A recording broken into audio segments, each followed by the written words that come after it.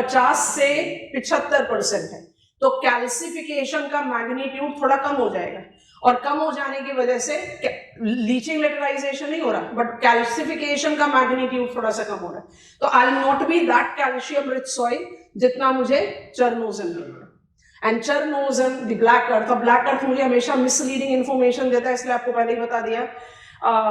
चरनोजन में, कैस्टानोजन में, red yellow soil में और पॉडजोलिक सॉइल में हम बिल्कुल नहीं कह सकते कि जेनेटिक होराइजन A1 नहीं डेवलप होगा, 110% हो सकता है, बट जैसे हमने सॉइल फॉर्मिंग रेजिम्स के लिए कहा, they facilitate development of regime और they modify it, they facilitate the development of horizons और मॉडिफाइड।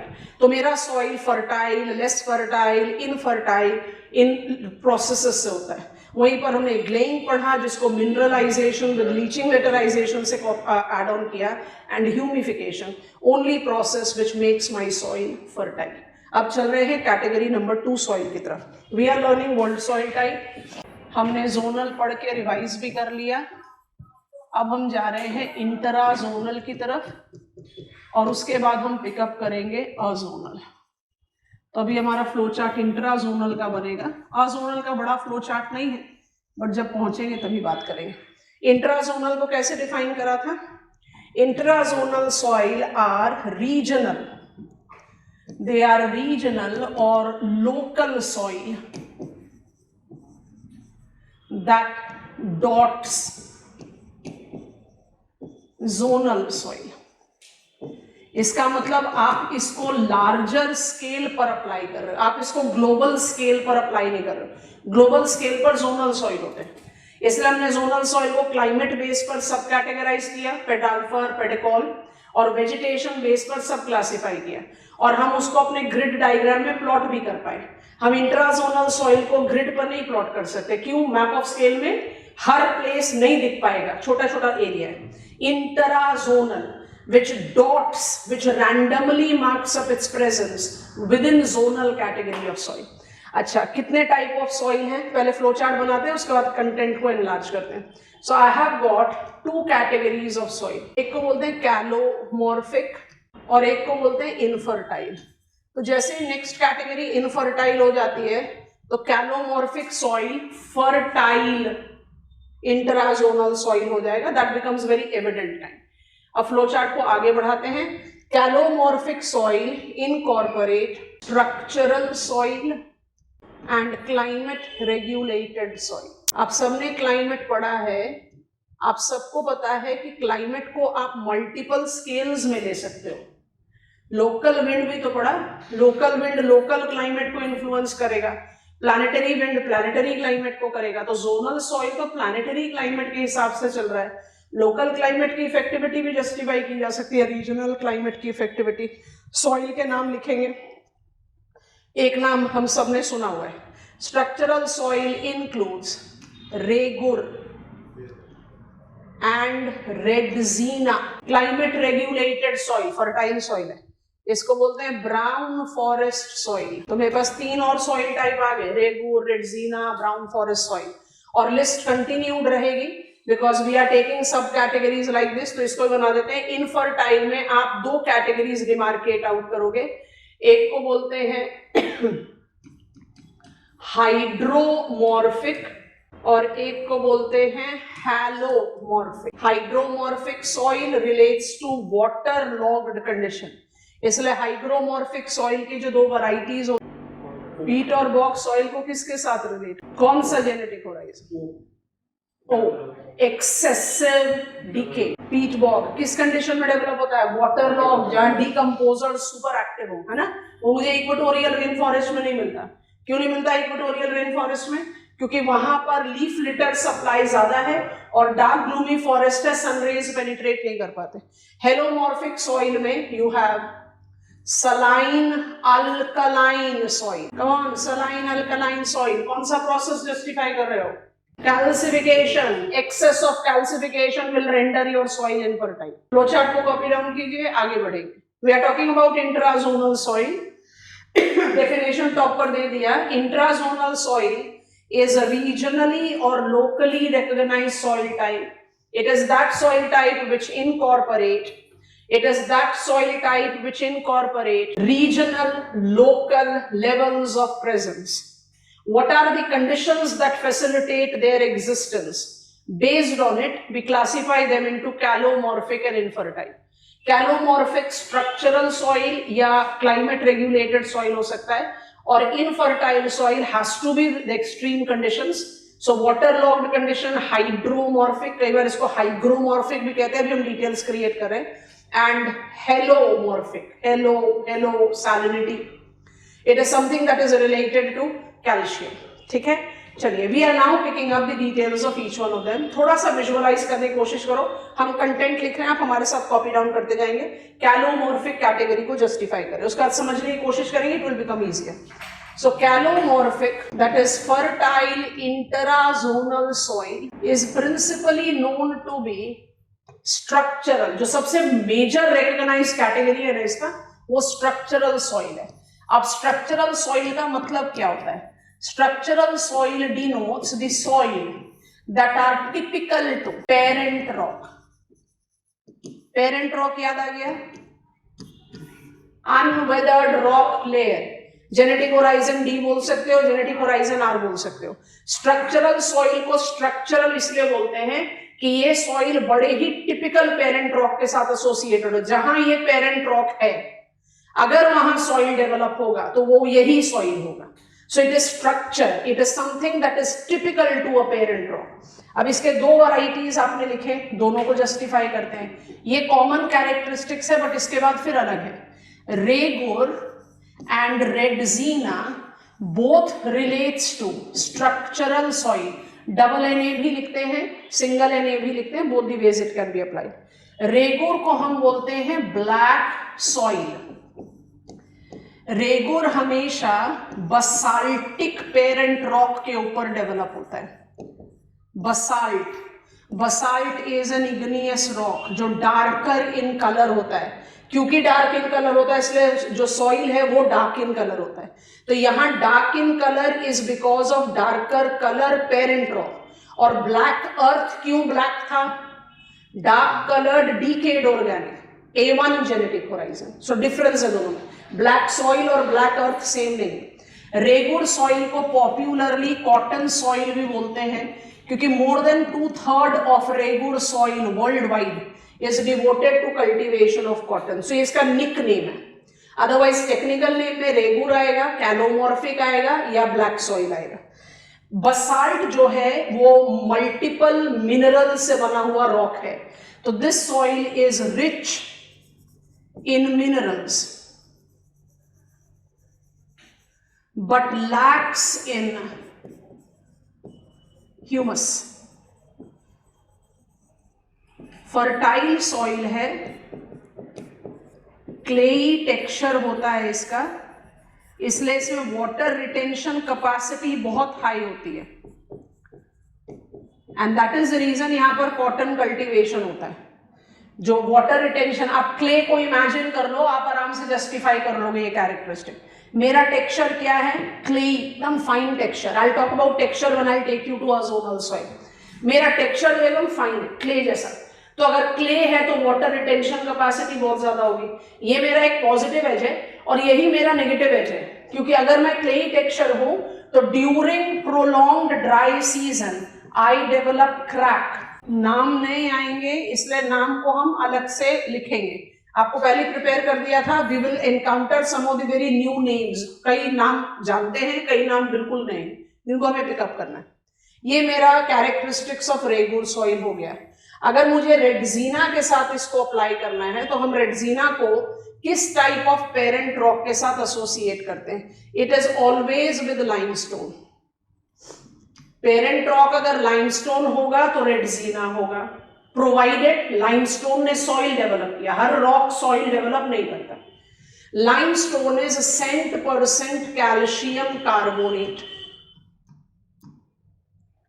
तो automatically rendzina will be minerals deprived. It will not be having very rich source of minerals. It, however, will be having rich availability of humus. इसलिए रेगुर रेडजीना को compare करने का कोई मतलब ही नहीं है, दोनों अलग अलग सॉइल है, बट क्योंकि दोनों एक साथ एक डाइस शेयर करें, 2 मिनट रुको, दोनों एकदम एक साथ एक डाइस शेयर करें, दोनों कैलोमॉर्फिक हैं, दोनों कैलोमॉर्फिक है, स्ट्रक्चरल सॉइल है, तो दो चीजें इनकी सेम है, तो एक कंपैरिजन कर लेते हम कहेंगे भाई रेगुर रेडजीना दोनों ही फर्टाइल सॉइल है, एक में एक लिमिटिंग फैक्टर है, दूसरे में दूसरा लिमिटिंग फैक्टर है, but when it comes to practicality of use, regur is more fertile than rendzina. Rendzina इतना कमर्शियल एज नहीं दिखाता। रेडजीना is recognized to be less extensive also। अब इसी को प्रूव करने के लिए हम नाम लिखेंगे, नाम लिखने के लिए हम इसको थोड़ा सा और श्रिंक कर दें ताकि हम दूसरा कैटेगरी को ऐड कर दें। So I put it up here, आप नाम मेरे साथ लिखो, मैप पर हम एक साथ दिखाएंगे। Which are the principal locations of regur, हम कॉलम को कंटिन्यू करते हैं, हम ये नाम रिमूव कर देंगे बाद में। तो लोकेशंस, क्योंकि इंट्राजोनल है तो नाम पता होने चाहिए, तो रेगुर सॉइल के जो प्रोमिनेंट लोकेशंस हैं, जिन्होंने जियोमॉर्फोलॉजी किया हुआ उनके लिए रेपुटेशन है, अदरवाइज आपके लिए नया नेम है। It is Borborema plateau of Brazil. ये सब basaltic table land of the world है। Ethiopian highland of Ethiopia, Ethiopian highland अपने आप बोल रहा है तो कंट्री का नाम नहीं लिख रहे। कोर्दोफन अपलैंड ऑफ सूडान, यूनान plateau of China, and you can also right Deccan trap of India. हम इवेंचुअली इंडियन ज्योग्राफी में पढ़ेंगे डेक्कन ट्रैप और डेक्कन प्लाट्यू में क्या डिफरेंस है। वर्ल्ड मैप पर हम इसको डेक्कन सिनोनिमस लेकर चलते हैं। It is in India. ये सब major examples of regur soil है, एंड माइंडेड ये सारे के सारे इमेंसली रिचली कल्टिवेटेड एरिया। अब यहीं पर 2 मिनट के लिए रुकते हैं, मुझे सब सारे लोकेशंस की जानकारी नहीं है, मुझे इंडिया की जानकारी है। इंडिया क्लाइमेटोलॉजिकली कौन सा कंट्री है, जल्दी जल्दी आंसर चाहिए। मॉनसूनल। बायोम कौन सा होगा, अरे मॉनसूनल हार्डवुड डेसिडुअस। सॉइल कौन सा होना चाहिए, पॉटजोलिक। इंडिया में सॉइल पॉटजोलिक होना चाहिए, बट पॉटजोलिक हैबिटेट में महाराष्ट्र प्लाट्यू में रेगुर सॉइल है, जोनल में इंटराजोनल। हैव यू विजुअलाइज्ड इंटराजोनल, क्योंकि जहां पर बसाल्टिक पेरेंट रॉक है वहां पर आप regur soil develop, that is the reason it is called intrazonal. अब अगर रेडजीना के लोकेशंस की बात करें तो मेरे पास सबसे इंपॉर्टेंट लोकेशन है व्हाइट टेरेसेस ऑफ तुर्की। इसके अलावा we have got regur in, ये इंटरेस्टिंग नाम है, Sarawak and Sabah provinces of Malaysian Borneo. पढ़ा था 2 क्लास पहले, बोर्नियो द आइलैंड, जल्दी बता दो कौन सा आइलैंड है Borneo. That island of East Indies which is divided into 3 countries, Brunei, Malaysia and Indonesia. Malaysia कौन से क्लाइमेट में, इक्वेटोरियल। कौन सा बायोम, रेन फॉरेस्ट। कौन सा सॉइल, लेटेराइट। बट मलेशिया में मेरे पास रेडजीना, जहां पर लाइमस्टोन होगा वहां रेडजीना होगा। टर्की कौन सा, तुर्की कौन सा क्लाइमेट, मेडिटेरेनियन। मेडिटेरेनियन में कौन सा हैबिटेट, स्क्रेलोफिल। स्क्रेलोफिल में कौन सा soil, special type of podzolic, but white terraces में rendzina. I think you have visualized it is intrazonal soil.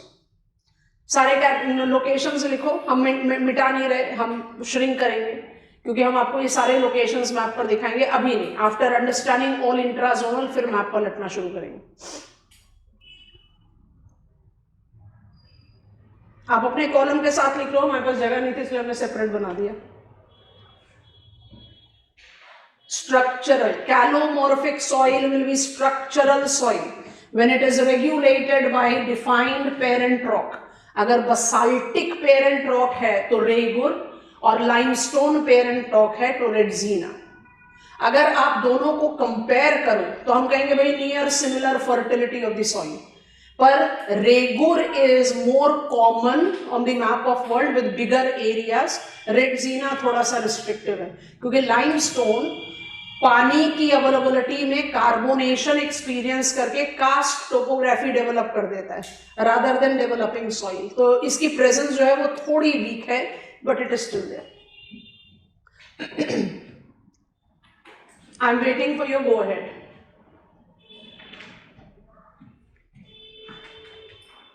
Location अभी देखते हैं थोड़ी देर में, हमने नहीं कहा, हमने आपको दिखा रहा, बाद में दिखाते हैं, अभी पहले लिखो। या हम स्ट्रक्चरल और ब्राउन फॉरेस्ट सॉइल लिख लें, नहीं हम इंट्राजोनल के बाद ही मैप पर ले जाएं। हो गया? क्विकली पेज टर्न करेंगे, जैसे जैसे लोकेशन देखते जाओगे वहां सॉइल का नाम लिखते जाना। तो जब एटलस को दोबारा ओपन करोगे तो आपकी सेल्फ रिविजन अपने आप ही हो जानी। चलो कैलोमॉर्फिक कैटेगरी को इसी पेज पर रखते हैं। तो we create out brown forest soil. अब ब्राउन फॉरेस्ट सॉइल को हमने कैसे डिराइव आउट करा था? Brown forest soil is that soil in calomorphic intrazonal fertile जो क्लाइमेट रेगुलेटेड है। सो क्लाइमेट रेगुलेटेड, इससे पहले दोनों सॉइल हैं structurally regulated. So climate regulated soil जो है उसको आप बोलते हो ब्राउन फॉरेस्ट सॉइल। इसको young soil of the world बोलते हैं। It is related to waiter monsoonal regions.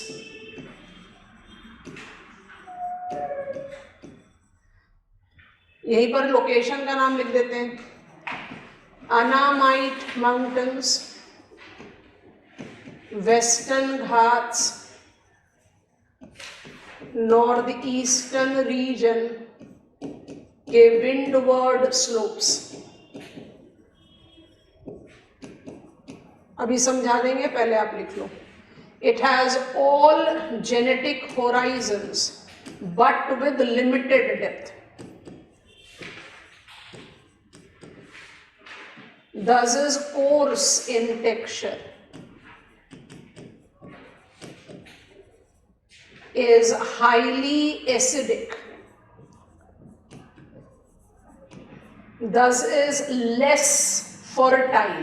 Infertile नहीं बोल रहे, लेस फर्टाइल बोल रहे। आपकी लोकेशन भी लिखती है। अनामाइट माउंटेन जो है वो वियतनाम में है। वेस्टर्न घाट्स और नॉर्थ ईस्टर्न रीजन इंडिया से ले लिया। आपको अराकनियोमा पता है म्यांमार का, उसका भी विंडवर्ड साइड ले सकते। ब्राउन लिखा हुआ है, पहले लिख लो, फिर हम बोल आगे। पेन ड्रॉप करो, जरा सा समझने की कोशिश करो। जब आप लेटराइट सॉइल के लिए बात करते हो, all of you have to concentrate here, सब लगे हुए लिखने में। गो एट दो फिर लिखने के बाद, फिर हम रिपीट कर देंगे। Then I will change up the slide. आपको इनफर्टाइल समझाने के बाद फिर हम मैप टर्न करेंगे, फिर अजूमल पढ़ जाएंगे। कल का सॉइल पूरी तरह से रिपीट इसलिए ही नहीं किया था, आपको कल हमने क्लास के कंक्लूजन बताया था ना, हमें कॉम्प्रिहेंसिव सॉइल क्लासिफिकेशन स्कीम पढ़नी है ना डिटेल्स में, तो सारे सॉइल टाइप अपने आप ही रिवाइज होंगे। Don't worry. डन हो गया? अब कंडीशंस को विजुअलाइज करो ताकि वो दिमाग में चिपके। हमने फॉरेस्ट सॉइल का नाम दिया ब्राउन फॉरेस्ट सॉइल। इसका मतलब कौन सा जेनेटिक होराइजन है टॉप लेयर पर? Brown. Light coloured decade organic. और क्या नाम है उसका? A2। ब्रैकेट में लिखो A2। क्यों बोल रहे हैं इसको यंग सॉइल? अब इमेजिन करो इसको यंग सॉइल क्यों बोलते हैं। आप किस लोकेशन पर हो, सबसे पहले इसको व्यू करते हैं। इक्वेटोरियल रेन फॉरेस्ट से आप मॉनसूनल क्लाइमेट में पहुंचे। अमाउंट ऑफ प्रेसिपिटेशन 300 से 200 सेंटीमीटर हो गया और प्रेसिपिटेशन पीरियडियल से सीजनल हो गया। बट आप मॉनसूनल क्लाइमेट में इंडिया में इमेजिन करो लोकेशन ऑफ केरला, या इमेजिन करो लोकेशन ऑफ मेघालय, चेरापूंजी, माइसोनराम। नहीं पढ़ा इंडियन क्लाइमेट बट आप जानते हो इसके बारे में। मॉनसून्स की शुरुआत केरला और नॉर्थ ईस्टर्न रीजन में हो जाती है मई के एंड में। मई, जून, जुलाई, अगस्त, सितंबर, अक्टूबर, नवंबर तक बारिश होती रहती है। मतलब मॉनसून की शुरुआत होती है सबसे पहले और मॉनसून रिट्रीट होता है सबसे एंड में। मतलब आप अगर लेंदीएस्ट, क्योंकि हम स्पेसिफिक लोकेशन की बात नहीं कर रहे, लेंदीएस्ट टेन्योर की बात करो तो कम से कम 8 से 9 महीने बारिश होती रहती है। So they are those locations which are drier than equatorial but wetter than monsoon, less acidic than laterite but more acidic than acidic podzolic. Monsoonal hardwood deciduous को क्या सॉइल बोला? Higher acidic. तभी टेम्परेट हार्डवुड इस्तेमाल करना है भाई, desertification पढ़ना है, डिफॉरेस्टेशन पढ़ना है। यूनाइटेड नेशंस एनवायरनमेंट प्रोग्राम कहता है temperate hardwood deciduous is the forest that has lost maximum of its area. क्यों? क्योंकि हमने इसको कन्वर्ट किया है। ये मोस्ट फर्टाइल फॉरेस्ट सॉइल है। अब आप इमेजिन करो, अपने ग्रिड को प्लॉट करो मैप ऑफ यूरोप में, पूरा यूरोपियन प्लेन आपका टेक्निकली टेम्परेट हार्डवुड डेसिडुअस होना चाहिए। मतलब आप मेन लैंड पर हो, अपनी नॉलेज को अप्लाई करो। हमने पॉलिटिकल मैप अभी पढ़ा नहीं है, जैसे ह्यूमन ज्योग्राफी शुरू करेंगे ना, आपको सबसे पहले cultural regions of the world पढ़ाएंगे, वहां पर आप पॉलिटिकल मैप से एकदम 100% कंफर्टेबल हो जाओ। बट कंट्रीज के नाम हमें पता है। अगर आप मेन लैंड ऑफ यूरोप में, जो हम यूरोपियन प्लेन कहते हैं, जो पूरा ग्रीन दिखाई देता है हमें, आप वहां पर कंट्रीज को पकड़ो, फ्रांस को लो, जर्मनी को लो, नीदरलैंड्स, बेल्जियम, लग्जमबर्ग, पोलैंड, आपको क्या लग रहा है इन कंट्रीज में डेंस फॉरेस्ट है? पॉपुलेशन डेंसिटी 2010-11 के हिसाब से 100 पर्सन्स पर स्क्वायर किलोमीटर, एक्चुअली 101 पर्सन्स पर स्क्वायर किलोमीटर, जब ग्लोबल पॉपुलेशन डेंसिटी 41 पर्सन्स पर स्क्वायर किलोमीटर थी। डेंस क्लस्टर्ड कॉन्टिनेंट है यूरोप, और यूरोपियन प्लेन में सबसे ज्यादा डेंसिटी ऑफ पॉपुलेशन है। इसका मतलब क्या हुआ?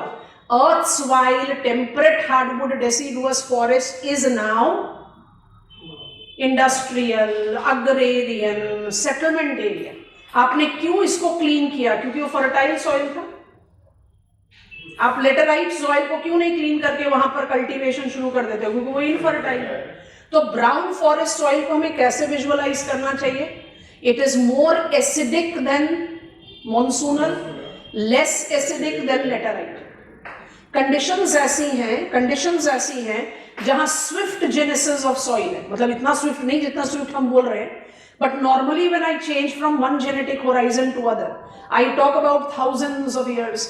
यहां पर कंपैरेटिवली स्विफ्ट जेनेसिस है, तो आपको डी, सी, B3, B2, B1, A3, A2 सब मिल रहा है, बट सबका डेप्थ बड़ा लिमिटेड है, मतलब वो फुली इवॉल्व नहीं हो पा रहा। A2 होराइजन होने के बाद भी टेक्सचर कोर्स है, एसिडिक नेचर है, तो फर्टाइल तो है, बट पॉटजोलिक से लेस फर्टाइल हो जाएगा, और लेटराइट तो इनफर्टाइल है, उससे फर्टाइल सॉइल है। यंग क्यों बोलते हैं? स्विफ्टर ग्रोथ की वजह से।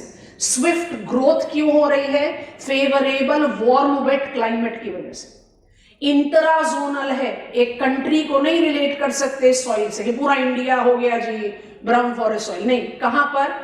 Windward slope of western Ghats, Kerala ले लो, windward slope of Garo, Khasi, Jaintia, Meghalaya पकड़ लो, windward slope of Annamite mountain, Vietnam पकड़ लो, windward slope of Arakan Yoma, Myanmar पकड़ लो। लिमिटेड, छोटा area. Have you visualized it? Brown forest soil is fertile forest soil. What restricts its fertility? Higher acidic characteristics and coarser texture. Why it is coarser texture? Swift genesis.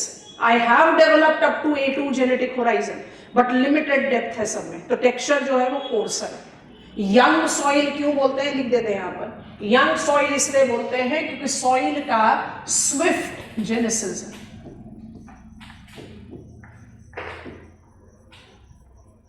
और courser texture हमने लिख ही दिया है। All genetic Horizons A2 तक, ये आप decode कर चुके हो, but coarser index limited depth की वजह से।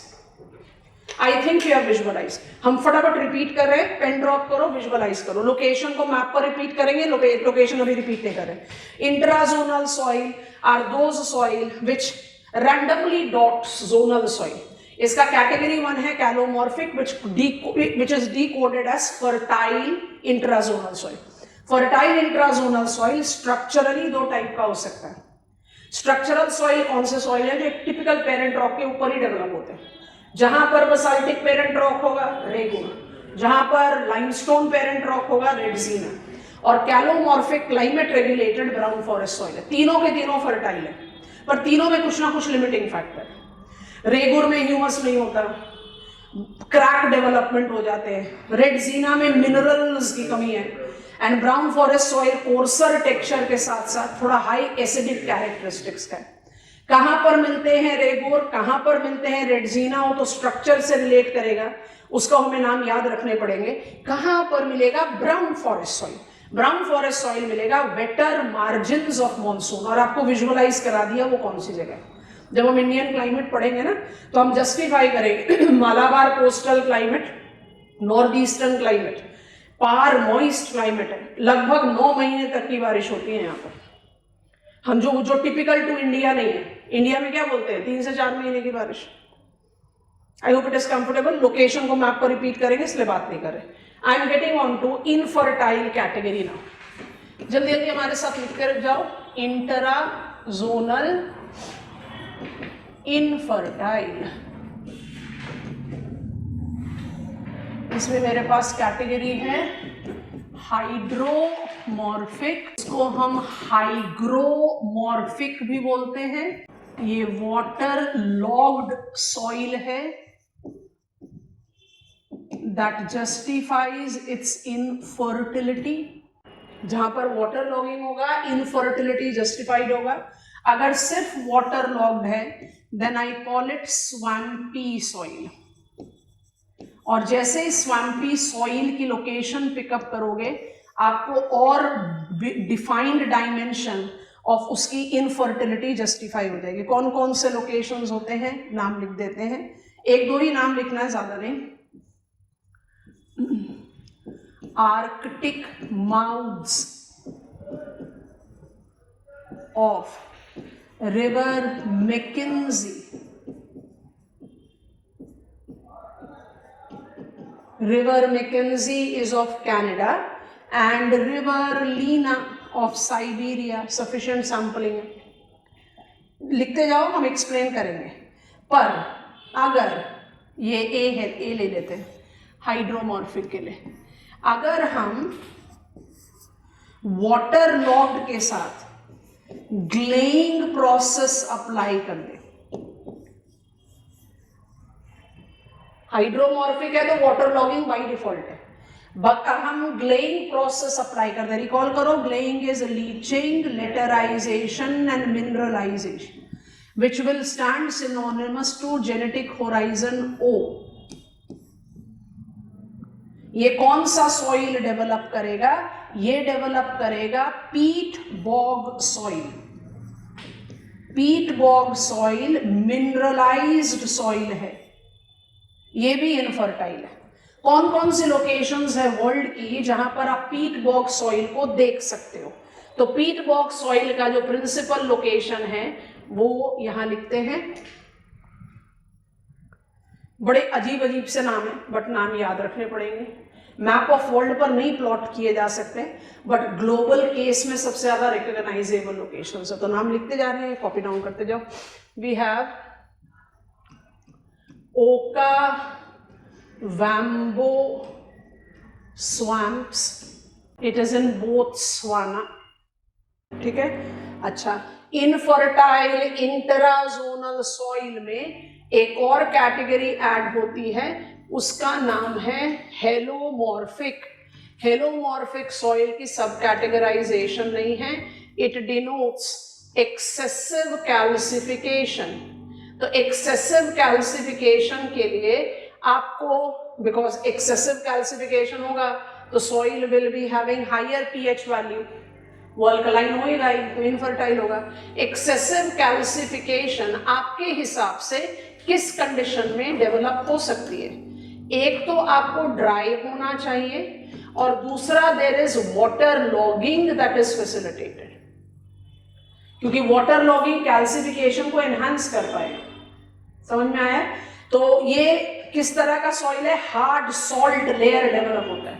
It has got high pH value with hard salt pan layer बोलते हैं, विच रेंडर्स सॉइल इनफर्टाइल। कौन कौन से लोकेशंस हैं मैप ऑफ वर्ल्ड में? एक है एतोसा पैन जो कि नामीबिया में है, एक है मक गदिक गदी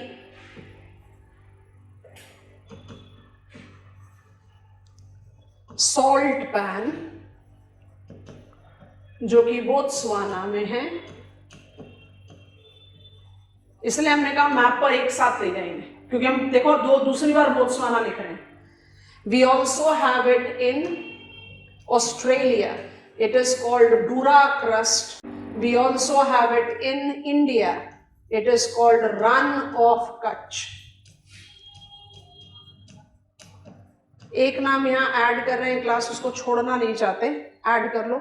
मिस कर दिया हमने, but I think it is too important for me to miss. हम इसको इकोनॉमिक ज्योग्राफी में यूटिलाइज करेंगे, यहां लिख दे रहे हैं प्रिपेट मार्शेस, माने ये पीट बॉग सॉइल का एग्जांपल है। प्रिपेट मार्शेस, प्रिपेट मार्शेस कहां पर है? It is in Belarus.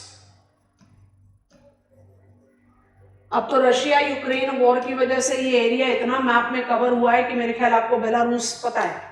Belarus is also one of the 15 breakaway countries of former USSR.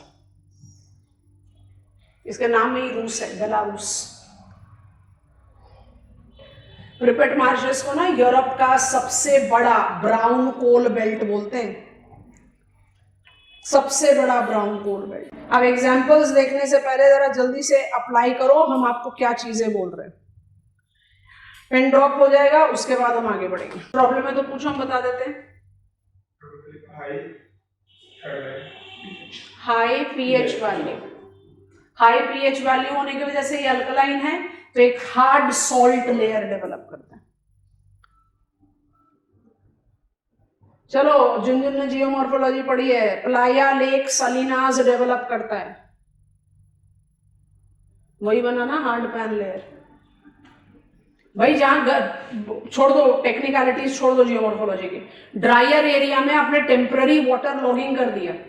जब सडन टोरेंशियल रेन होता है डेजर्ट में, वो जो वाटर लॉक्ड कंडीशन होगा वो क्या करेगा? Evaporational loss is more than precipitational gain. ये पानी तो इवेपोरेट हो गई, लेकिन ये अपने इवेपोरेशन के साथ कैपिलरी एक्शन को एनहांस करेगा। वो क्या करेगा? कैल्सिफिकेशन, सब सरफेस कैल्शियम आके सरफेस पर इकट्ठा हो जाना, वही सॉइल अल्कलाइन हो गया, इनफर्टाइल हो गया। डन। 2 मिनट के लिए पेन ड्रॉप करो, जरा फ्लो चार्ट पर कंसंट्रेट कीजिए। Every peat bog soil is swampy, every saline alkaline soil is swampy, but all swampy soil is not peat bog and saline alkaline. swampy soil होने के लिए आपको क्या कंडीशन चाहिए? वाटर लॉक्ड चाहिए। अब आप इमेजिन करो, मुझे नहीं पता ये लोकेशन कहां पर है, आप कनाडा को इमेजिन कर रहे हैं। कनाडा में एक रिवर है जिसका माउथ आर्कटिक ओशन में, साइबेरिया में एक रिवर है, क्योंकि हमने मैकेंजी और लीना आपको लिखवा है, आप लीना, ओब, येनेसी सबको ऐड कर लो। साइबेरिया में एक रिवर है जिसका नाम है लीना, उसका भी माउथ आर्कटिक ओशन है। अब रिवर तो फटाफट अपना पानी फ्रॉम इट्स सोर्स डिस्चार्ज करना चाह रही है। आर्कटिक ओशन के माउथ में आपका क्लाइमेट टूंड्रा है। टूंड्रा क्लाइमेट का फंडामेंटल कैरेक्टरिस्टिक्स क्या है? साल का major part winters frozen condition रहती है। मतलब मैकेंजी के बैक स्लोप से तो पानी आता जा रहा है, पर वो आर्कटिक ओशन में जा ही नहीं पा रहा। लीना का वाटर आता जा रहा है, पर वो आर्कटिक ओशन में जा ही नहीं रहा। क्यों नहीं जा रहा है? क्योंकि उनका माउथ फ्रोजन है। Only when during brief summers mouth dissolve, मतलब थॉ हो जाएगा, पिघल जाएगा, तब it will be discharge in Arctic ocean. तो हैव यू विजुअलाइज कि आप mouth of Mackenzie, mouth of Ob, mouth of Yenisei, mouth of Lena में वाटर लॉक्ड कंडीशन डेवलप कर रहे हो। अब इस वाटर लॉक्ड कंडीशन को अप्लाई कर दो टुंड्रा के साथ। क्या यहां पर excessive supply of organic matter हो सकता है? नहीं, बायोडाइवर्सिटी स्पार्सिस्ट है। क्या यहां पर सुपर एक्टिव डिकम्पोजिशन हो सकता है? सवाल ही नहीं, टैगा में ही नहीं था। तो इसका मतलब सिर्फ वाटर लॉगिंग है, स्वैम्पी सॉइल है, बट ग्लेइंग की पॉसिबिलिटी नहीं हो सकती। लीचिंग लिटराइजेशन में मिनिमल पॉसिबल, सब surface is permanently frozen. I hope you have understood. तो स्वैम्पी सॉइल अपने आप में एक एकदम यूनिक कैरेक्टरिस्टिक्स डेवलप करता है। अब यही वाटर लॉग्ड कंडीशन ले जाओ वार्म और ह्यूमिड में, और वाटर लॉग्ड कंडीशन ले जाओ वार्म और ड्राई में, तो वार्म और ह्यूमिड में लीचिंग लिटराइजेशन और मिनरलाइजेशन हो जाएगा, तो आप बना दोगे पीट बॉक्स सॉइल। और वार्म और ड्राई में ले जाओगे तो एनहांसमेंट ऑफ कैल्सिफिकेशन, आप बना दोगे saline alkaline soil. I think you have visualized it very well. It is all about location. अब जरा लोकेशंस को देखते हैं, आप और आसानी से समझोगे। तो सबसे पहले ओपन करो मैप ऑफ अफ्रीका। जो जो कहानी सुना रहे हो कहानी को सुनते जाना।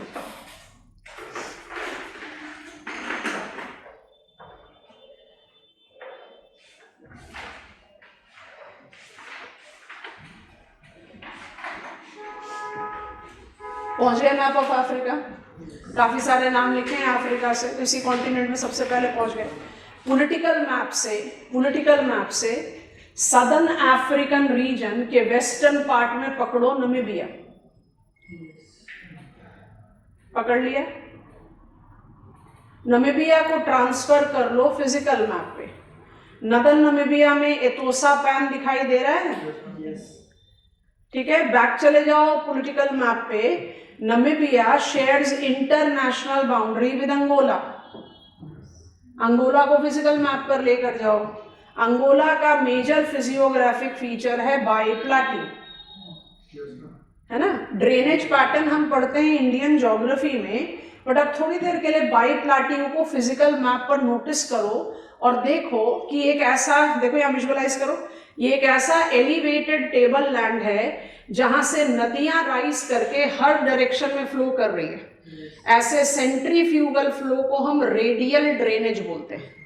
इस रेडियल ड्रेनेज में पकड़ो एक नदी को, उसका नाम है क्यूनेनी। पिकअप किया? Are you noticing that river Cunene draws international boundary between Namibia and Botswana, sorry Namibia and Angola? Yes no? अब कहानी सुनो।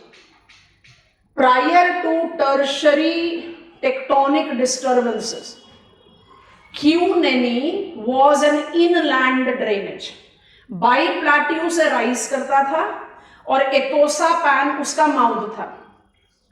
जब सेनोजोइक में टेक्टोनिक डेवलपमेंट्स हुए तो क्यूनेनी ने अपना कोर्स ऑफ मूवमेंट बदल दिया।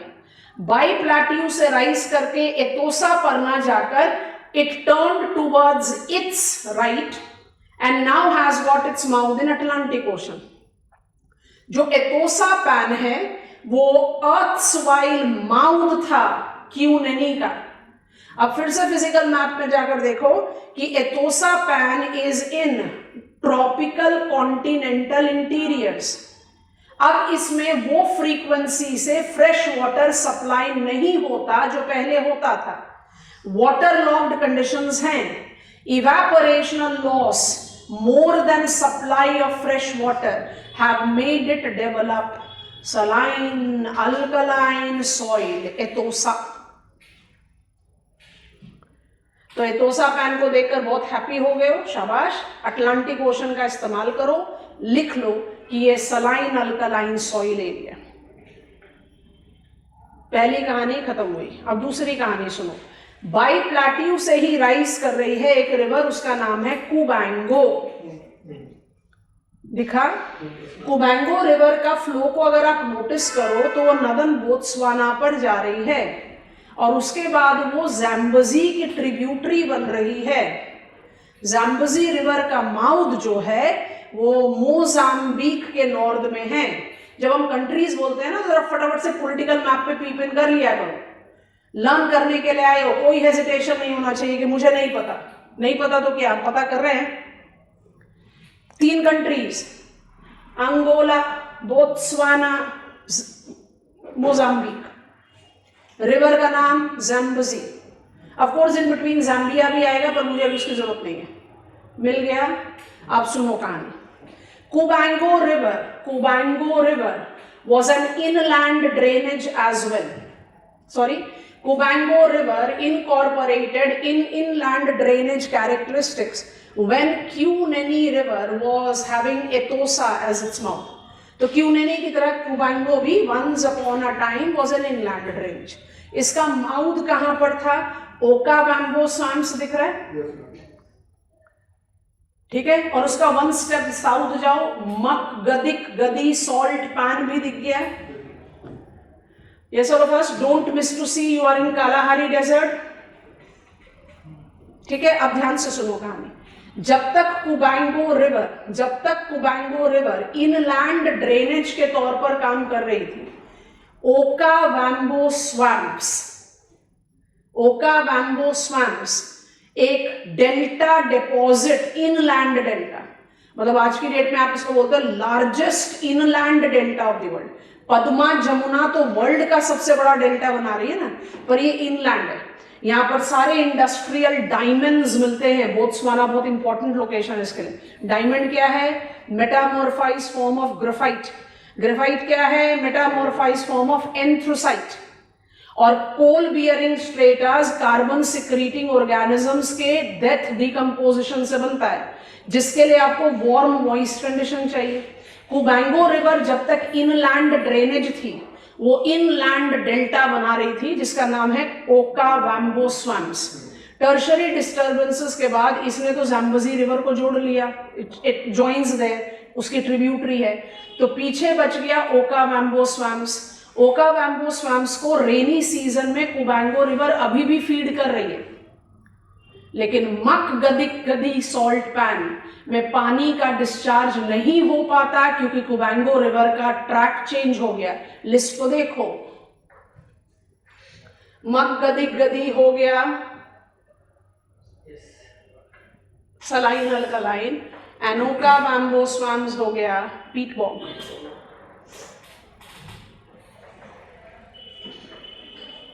दो रिवर्स ऑफ द वर्ल्ड भी पता चल गए, एक्चुअली 3. क्यूनेनी भी पता चला, कुबांगो भी पता चला और ज़ैम्बज़ी भी पता चला. विक्टोरिया फॉल्स, ज़ैम्बज़ी, ठीक है, यहां का नाम हो गया. Now we want to go to map of Europe. Get on to map of Europe please. Get on to map of Europe. Political map of Europe देखो.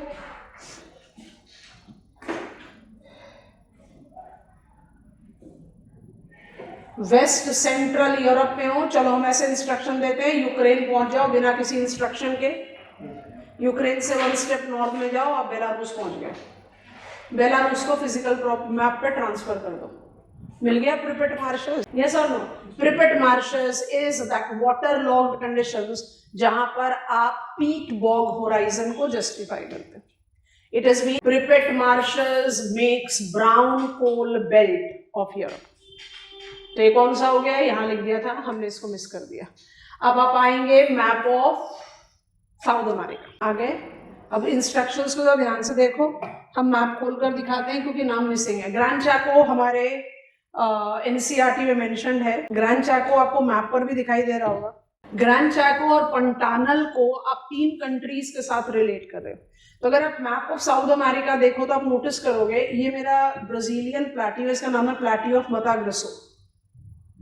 इस प्लेट्यू के साउथ में, जरा ध्यान से देखो, इस प्लेट्यू के साउथ में ये पूरा का पूरा जो ग्रीन पैच आपको दिखाई दे रहा है, अगर इस ग्रीन पैच को, this green patch right here, south of plateau of Mato Grosso, can you notice that it is the location where multiple rivers are descending to plane.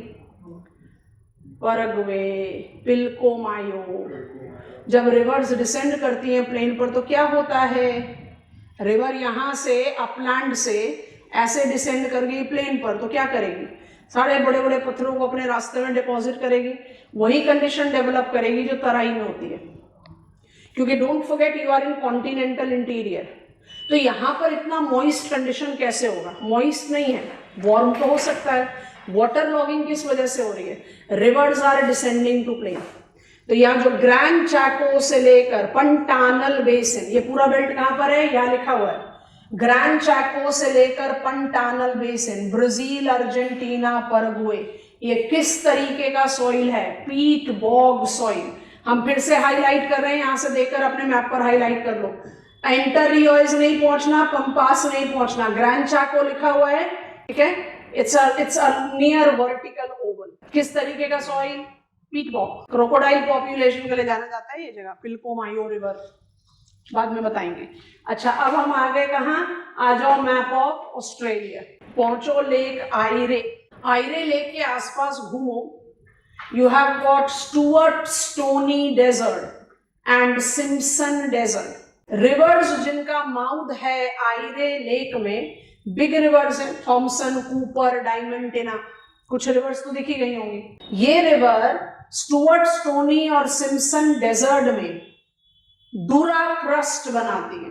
अब डूरा क्रस्ट को कैसे इमेजिन करो? इमेजिन करो इन रिवर्स में drier season में पानी इतना कम होता है, desert area, dry continental area, इन रिवर्स में ड्रायर सीजन में पानी इतना कम होता है कि ये कैल्सिफिकेशन को एनहांस करती हैं। तो इनका जो बेसिन है, वैली है, उसमें सॉल्ट लाइंस तैयार हो जाती है in place of a river. उस लीनियर सॉल्ट लाइन को डूरा क्रस्ट बोलते हैं। अनसस्टेनेबल कनाल इरिगेशन में आप यही डूरा क्रस्ट मैनुअली डेवलप कर देते हो। जहां पानी को आपने इंदिरा गांधी कनाल डेवलप किया, आपने सतलज का पानी हरीके बराज से इंदिरा गांधी कनाल में डाइवर्ट कर दिया, ठीक है। इंदिरा गांधी कनाल जाती है जैसलमेर तक, वो भी ठीक है। आप इतने खुश हो गए इंदिरा गांधी कनाल से कि आपने उसके फीडर कनाल बना दिए, Nagaur, Jodhpur, Barmer, Bikaner.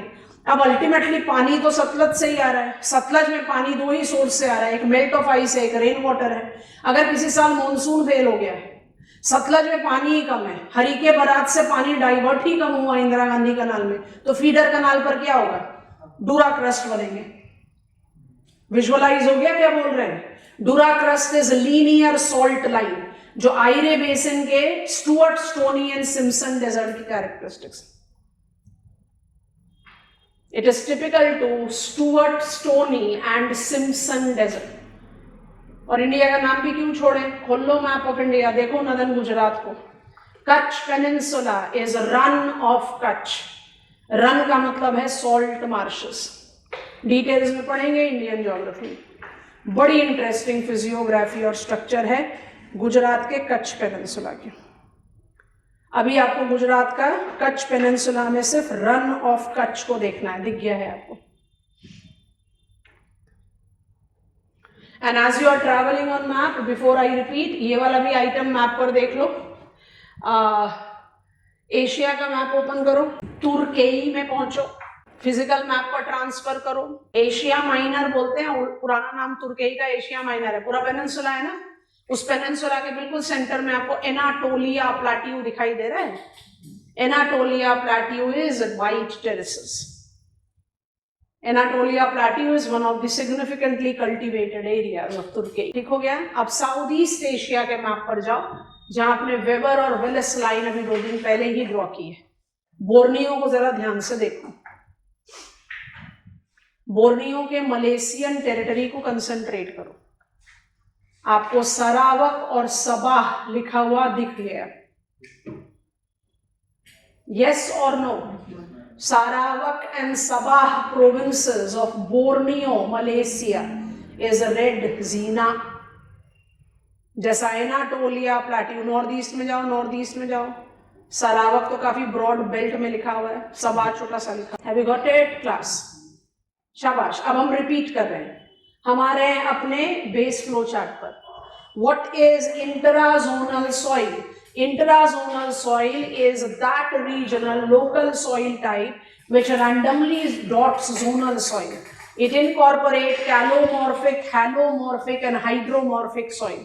Calomorphic soil are fertile with structural soil as Regur and Red Zina and climate regulated soil as brown forest soil, and halomorphic, hygromorphic are infertile soil because of the extreme soil forming regime. Hydromorphic soil with water logging is called swampy soil and with glaying, जैसे gleying बोलते हैं mineralisation, leaching, laterisation by default आता है। आप ग्लेइंग लिखकर छोड़ सकते हो। स्कोप ऑफ राइटिंग है तो तीनों प्रोसेस को ब्रीफली डिटेल कर दो। Genetic horizon O, peat bog soil. When I talk about halomorphic soil, it is with excessive calcification. Excessive calcification क्या create करेगा? High pH value, rendering soil infertile, generating extreme condition में generating hard salt pan layer, which by default is infertile genetic horizon. उसको हम कहते हैं infertile saline or alkaline soil. Now I am getting on to azonal soil. Azonal soil को कैसे define करें? World soil type, zonal done, intrazonal done, अब आ गए अजोनल पर. And that soil which do not belong to any zone. ये definition convincing नहीं लगता. अजोनल, जोनल को आपने बोला था it belongs to latitude. Azonal, I don't belong to any latitude. उसकी जगह क्या लिख दें? Soil that have omni presence. दो तरीके के सॉइल है. मदद करो भाई, कौन से सॉइल पढ़ना चाहिए? कौन सा सॉइल नहीं पढ़ा? वर्ल्ड सॉइल खत्म होने वाला है. कौन सा सॉइल है जो उत्तर प्रदेश बिहार में मिलता है? अलूवियल. जहां कहीं भी नदी होगी अलूवियल सॉइल होगा. वो इक्वेटोरियल रेन फॉरेस्ट में हो, चाहे टुंड्रा में हो, चाहे टाइगा में हो, तो क्या हो गया? अजोनल ही तो हुआ वो. और दूसरा कैटेगरी क्या होना चाहिए? जहां कहीं भी माउंटेन होगा वहां मुंटेन सॉइल होगा. So azonal is mountain soil and gradational soil. Gradational soil ज्यादा डोमिनेंटली रिप्रेजेंट करता है अजोनल को, क्योंकि मुंटेन जितनी बार आया उतनी बार हमने रिपीट किया. It is altitudinal, it will be repeating. Mountain soil will always be repeating zonal soil type. कौन कौन से फैक्टर्स को लेकर? पहले कैरेक्टरिस्टिक्स लिखते हैं. मुंटेन soil is स्क्री or skeletal soil. ऐसा क्यों बोलते हैं? क्योंकि इसकी लिमिटेड डेप्थ होती है. क्यों होती है भाई लिमिटेड डेप्थ? ग्रेडियंट की वजह से. जैसे ही पेरेंट रॉक टूटेगा, जैसे ही पेरेंट रॉक टूटेगा, ग्रेडियंट है, रेगोलिथ बनना मुश्किल होता है क्योंकि उसकी मास वेस्टिंग हो जाती है. तो जो सॉइल डेवलप होता है वो थिन लेयर का होता है. तो स्केलेटन माने काफी thin layer of soil. It is very well drained soil, humus rich soil, and is ideally referred as fertile soil. But it has got vast variety. मतलब आप इसको मुंटेन सॉइल को कह दो फर्टाइल सॉइल तो गलत नहीं है, लेकिन मुंटेन सॉइल को बिल्कुल ब्रॉड स्पेक्ट्रम में आप डिवाइड आउट कर सकते हैं. क्यों कर सकते हो?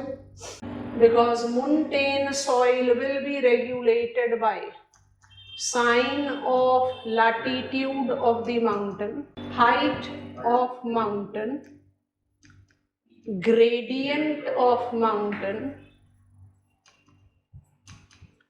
sun bearing slope of mountain, and maritime influence of mountain. तो बस आपको क्या करना है जो आप एज क्लाइमेट से रिपीट करते हुए आ रहे हो. हम माउंट किलीमंजारो हैं, आप माउंट एवरेस्ट हो. हमारा फुट सॉइल लेटेराइट होगा, आपका फुट सॉइल पॉटजोलिक होगा. हाइट बढ़ा दो, हमारा सॉइल लेस फर्टाइल पॉटजोलिक, फिर मोर फर्टाइल पॉटजोलिक, फिर इनफर्टाइल पॉटजोल, फिर टुंड्रा, फिर no soil. I hope you have understood. So I am scree or skeletal soil, I am very well drain soil, I am rich in humus. मेरा limiting factor limited depth है, लेकिन सिर्फ ये कह देना कि I am fertile is by itself बहुत superficial, क्योंकि सॉइल वैरायटी डिपेंड करेगा किस किस तरीके का हैबिटाट डेवलप्ड है ना. तो हैबिटाट वर्टिकली चेंज होता जाएगा, सॉइल टाइप चेंज होता जाएगा. तो ये तो अजोनल पार्ट 1 हो गया, which is more or less repetition of what we have learned with montane climate, montane biome. आप वही चीज रिपीट कर देते हैं. और आपको हर बार क्या है, हिमालयास का एग्जाम्पल आएगा जैसे इंडिया में पहुंचेंगे. माने आप स्पेसिफिकली देखोगे कि भाई फुट लोकेशन से लेकर 1200 मीटर तक की हाइट तक ट्रॉपिकल है, फिर 3500 मीटर तक की हाइट तक टेम्परेट है। तो आप जब वो स्पेसिफिकेशन लोगे आप आराम से वो कोनिकल डायग्राम अपने पेपर वन में डाल सकते हो, because Himalayas are no any other mountain, tallest mountain of the world है। अगर आपने अपना कोई पॉइंट प्रूफ करना है तो आप आराम से वो डायग्राम बना सकते हैं। Parazonal category is best depicted by gradational soil. जल्दी से एजेंट्स ऑफ ग्रेडेशन बताओ, पेज अलग बना लेते हैं, जल्दी बताओ, नाम यहाँ लिखकर पेज अलग बनाएंगे, जल्दी नाम बताओ। There are dash number of agents of gradation, जिसमें सी वेव सॉइल नहीं बनाती। सी वेव के डिपॉजिट्स को बीच बोलते हैं। सॉइल बनाने या सॉइल डिपोजिशन किन किन के साथ होगा?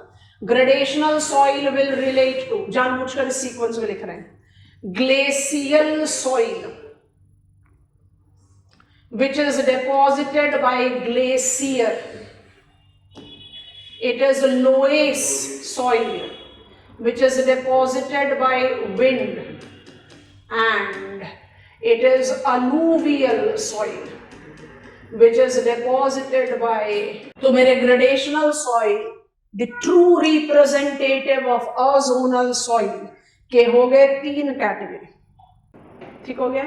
अब हम इनके ना कैरेक्टरिस्टिक्स लिख रहे हैं, पहले लिख रहे हैं ग्लेशियर और लोएस की कंबाइंड, फिर जाएंगे अलूवियल पर अलग। बड़े आगे, अच्छा इसी स्लाइड पर ऐड ऑन करें या यहाँ अलग से लिखते हैं? Okay, I have got gradational soil. Gradational soil को विजुअलाइज करने के लिए सबसे पहले इमेजिन करो आप उत्तर प्रदेश में हो। उत्तर प्रदेश में आपको कौन सा सॉइल मिलेगा? Ganga deposited alluvial. आप सॉइल के बाद डिग करते करते करते करते रॉकी लेयर पर पहुंच गए, वो रॉक उसका पेरेंट नहीं है।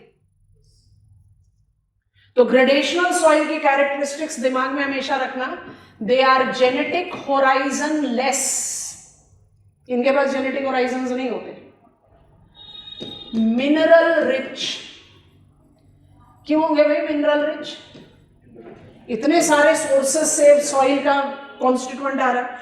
रिवर गंगा को इमेजिन करो, उत्तराखंड से फ्लो करते हुए, उत्तर प्रदेश से फ्लो करते हुए, बिहार से फ्लो करते हुए वेस्ट बंगाल में।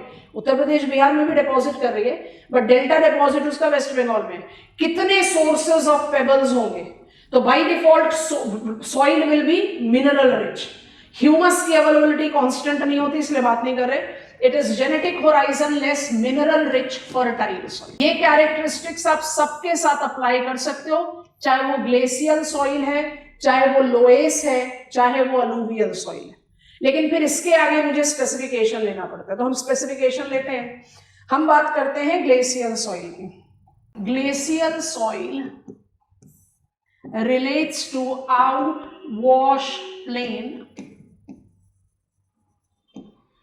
that is fluvio-glacial deposits. They are by default very fine textured. They are mineral rich. Those are fertile soil, but fertility is restricted. Number one, because humus is largely missing, and number two, it is always related to water-logged conditions. Visualize हो रहा है class? Water-logged conditions किस तरीके का soil बनाता है? Swampy. Outwash plain कैसा plane होता है? Outwash plain होता है that extensive lowland which is developed by, or that extensive lowland which is deposited by ablated water. ये मेरा ग्लेशियर मेल्ट हुआ और यहां से जो स्ट्रीम्स डेवलप हुई, ablated वाटर डेवलप हुई, वो क्या कर रही हैं? वो इन सेडिमेंट्स को इतने बड़े डिस्टेंस पर ले जाते हुए डिपॉजिट करती हैं, अलग अलग फीचर्स बनाती हैं, वो यहां नहीं पढ़ना। इन प्लेन्स को हम बोलते हैं आउट वॉश प्लेन। तो आप खुद से सोच कर देखो ना कि ग्रेडियंट है नहीं, और ब्रेड्स इतने बड़े आउट वॉश प्लेन को डेवलप कर रही है। ब्रेड्स क्या है? अबलेटेड वाटर। या सिंपल इमेजिन करो जहां पर ग्लेशियर मेल्ट करेगी वहां सोर्स ऑफ रिवर शुरू हो जाएगा, स्ट्रीम शुरू हो जाएंगे। हम इसको स्ट्रीम लिख देते हैं, Streamlit will be a better expression. तो ये ग्रेडियंट इतना कम होना और स्ट्रीमलेट्स को इतने डिस्टेंस तक डिपॉजिट करने के लिए केपेबल होना अपने आप ही समझा रहा है ना कि फाइनर टेक्सचर्ड मटेरियल है। पहली बात, आउटवॉश प्लेन में ग्रेडियंट नहीं है, तो ऑटोमेटिकली जो स्ट्रीमलेट्स रेडी होंगी वो तो वाटर लॉक्ड कंडीशन जनरेट करेंगी। तो आप फर्टाइल सॉइल हैं, नंबर वन बिकॉज आप बहुत फाइन टेक्सचर्ड है, नंबर टू आप मिनरल रिसोर्स रिच है, मिनरल रिच है, बट आपकी फर्टिलिटी रिस्ट्रिक्ट क्यों हो जाती है? इसलिए कि भाई ह्यूमस नहीं होगा। बोलोगे ह्यूमस क्यों नहीं है? क्योंकि ग्लेशियर थोड़ी ना हैबिटेट होगा, जमा ऑर्गेनिजम्स ही नहीं रहेंगे तो ह्यूमस कहां से आएगा? और दूसरा, आप वाटर लॉक्ड कंडीशन में, तो ग्लेशियल सॉइल फर्टाइल है but it is least fertile soil. इससे कंपैरिजन में ज्यादा फर्टाइल कौन सा सॉइल हो जाएगा? लोएस। अब लोएस को पकड़ते हैं, इधर श्रिंक कर दिया, लिख लो हमारे साथ, तो दोबारा से एक बार समझाएंगे फिर हम आगे बढ़ेंगे। जो लिख रहे हैं उसको हमारे साथ लिखते जाओ। Is wind deposited dust of sand deposited outside desert is extremely fine textured, thus requires consistent deposition to develop recognisable. Dust of sand है, और विंड आप जानते हो डेजर्ट में कंसिस्टेंट मूवमेंट रखता ही नहीं, तो विंड तो इस तरह के डस्ट को ले जाके कहीं पर भी उड़ा के डिपॉजिट कर सकता है, बट लोएस्ट डिपॉजिट मुझे वर्ल्ड में सिर्फ 3 जगह पर देखने को मिलते हैं, क्योंकि जितनी कंसिस्टेंसी के साथ मुझे डिपॉजिशन चाहिए वो इम्पॉसिबल है विंड के साथ। सो डस्ट ऑफ द सैंड, जैसे ही आप अप्लाई करो expression dust of the sand, हो गया ना ये fine textured, yes all of us. और अनलाइक ग्लेशियर, डेजर्ट तो एक फुल फ्लेजेड डेवलप्ड हैबिटेट है, तो ये ह्यूमस रिच नहीं होगा, मिनरल रिच है ही, तो हो गया ना फर्टाइल सॉइल। यहां वाटर लॉगिंग का तो कोई केस ही नहीं है, तो loess becomes more fertile than glacier. Loess glacial soil भी फाइन टेक्सचर्ड है, रुको 2 मिनट, ग्लेशियल सॉइल भी फाइन टेक्सचर्ड है, ग्लेशियल सॉइल भी मिनरल रिच है, लोएस भी फाइन टेक्सचर्ड है, मिनरल रिच है, बट लोएस में ह्यूमस रिच भी हो गया और कोई वाटर लॉगिंग नहीं है, और ग्लेशियर में ह्यूमस मिसिंग हो जाएगा और वाटर लॉगिंग हो जाएगा, तो loess is more fertile than glacier soil. हम नहीं कह रहे ग्लेशियर इनफर्टाइल, हम कह रहे हो लेस फर्टाइल। अब लोएस की जो लोकेशंस हैं वो बड़ी रिस्ट्रिक्टिव हैं, तो इनकी लोकेशंस को देखते हैं। जो वर्ल्ड का सबसे बड़ा डिपॉजिट है वो चाइना में मिलता है, उसका नाम ही लोएस है। It is in Hwang Ho basin. Is done, थोड़ा सा श्रिंक कर रहे हैं because I wanted to be together. अब आप लोग ना मेरी मदद कर दो और जल्दी से ये वाला ग्रिड तैयार करवाओ, उसके बाद फिर we will create out the bubble demarcation. I want to create the grid now, क्योंकि जैसे ही अप्लाई कर दोगे आपको एक सेकेंड टाइम रिविजन मिल जाएगा, और जो अप्लाई नहीं होंगे फिर हम उसको अलग से रिवाइज करते हैं, ठीक? क्यों लिखा स्टार मार्क के साथ, समझ में आ गया? Yes all of us. अब जरा आ जाओ जरा लिस्ट पर, हम कौन कौन से ऑर्डर सॉइल को इस ग्रिड पर प्लॉट नहीं कर पाए। हम नहीं प्लॉट कर पाए वर्टिजोल, बाकी तो कर पाए ना 6। वर्टिजोल नहीं कर पाए क्योंकि वर्टिजोल क्या है? इंटराजोनल, ठीक है। चलिए वीक और लो जेनेटिक होराइजन में आओ। हम नहीं प्लॉट कर पाए एंटीजोल, कलर बदल देते हैं, हम नहीं कर पाए एंटीजोल। क्यों नहीं कर पाए भाई?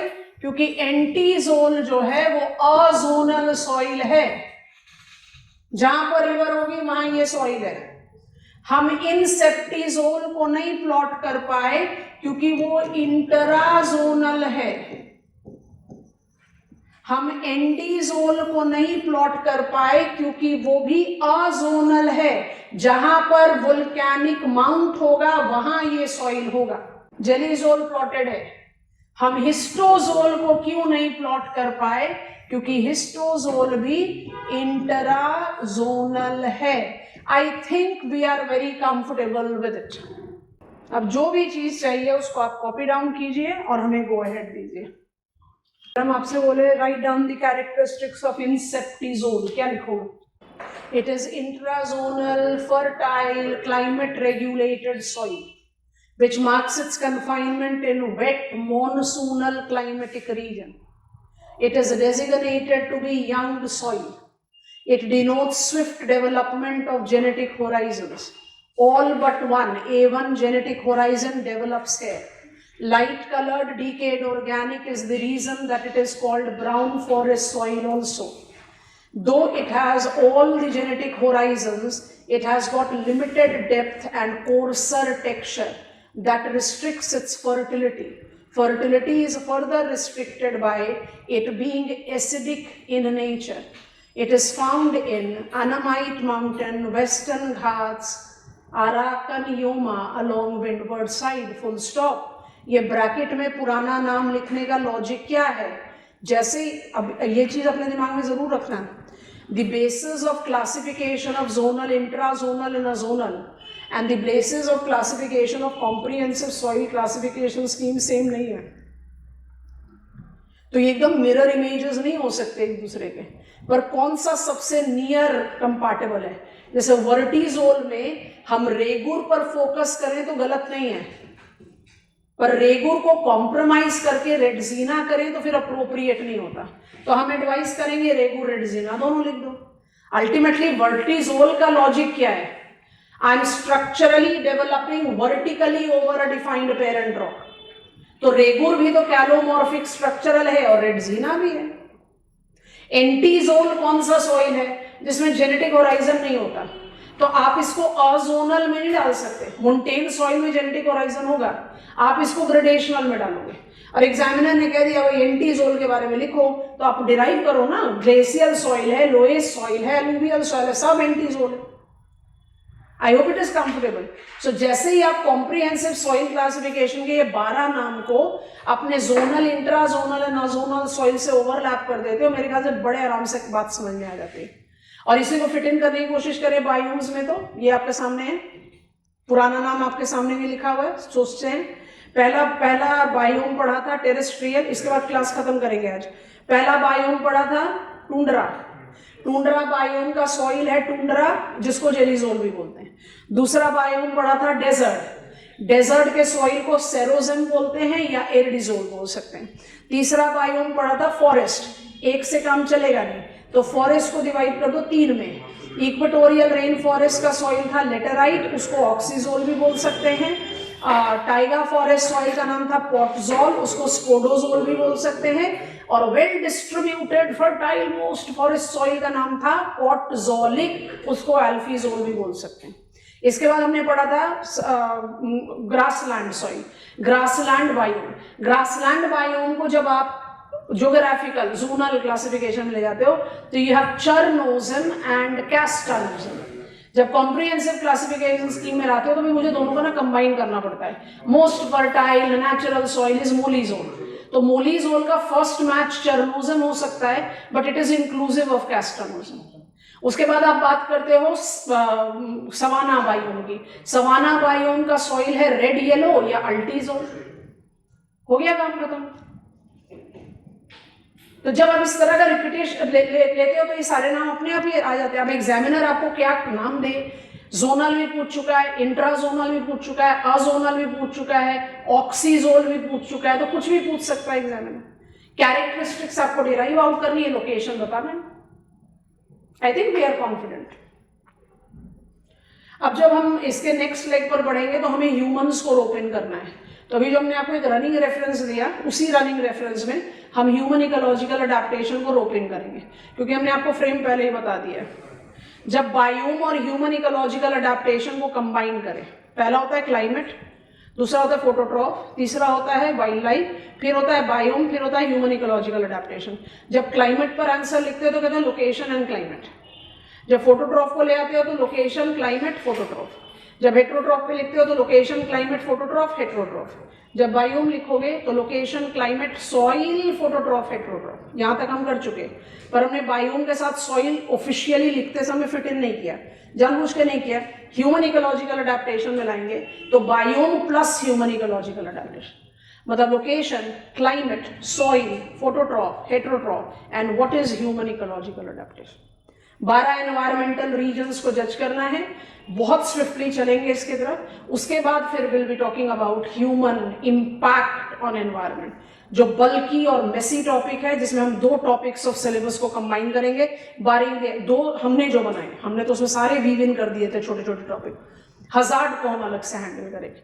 तो कम से कम 2 दिन लगाएंगे हम, human impact on environment and what we are doing as global community to mitigate it. But first we'll talk about human ecological adaptation. I'm closing down right now. I don't want to take you there. I think we are comfortable with soil. Soil erosion और उसका क्या problem है वो environment पर अभी नहीं, अभी soil geography पढ़ लिया.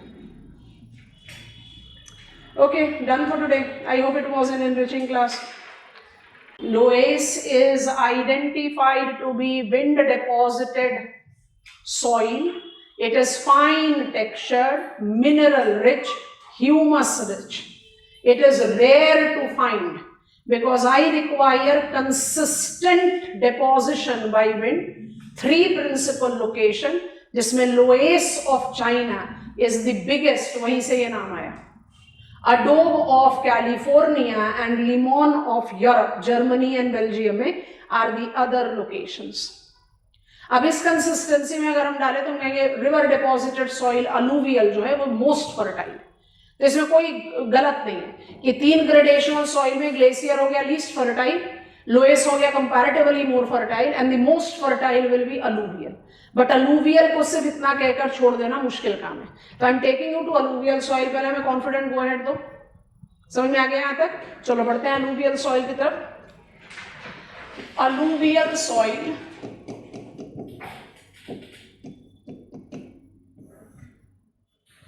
सबसे पहले इसको जज करो यहां पर। The term alluvial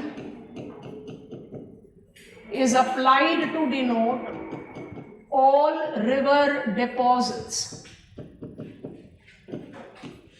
these river deposits are alluvial cone and alluvium. Alluvian cone are pebbles and alluvium is soil. River का जितना डिपॉजिट होगा उसको आप अलूवियल बोलोगे। अगर रिवर में पत्थर डिपॉजिट करें तो आप उसको अलूवियल कोन बोलोगे। अगर रिवर में सॉइल डिपॉजिट करा तो आप उसको अलूवियम बोलो या अलूवियल सॉइल बोलो।